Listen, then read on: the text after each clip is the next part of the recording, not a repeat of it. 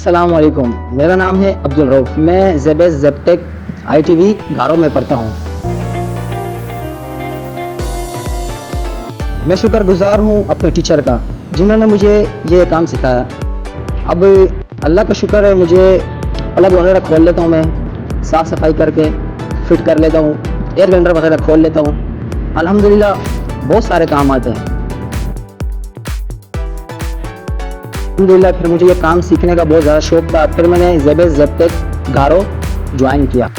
ज़ाबटेक join करने से पहले मुझे ये सब चीज़ें काम करना वगैरह नहीं आता था। अल्हम्दुलिल्लाह ज़ाबटेक ने फिर मुझे ये एक मौका दिया है यहाँ पर काम करने में, ठीक है ना।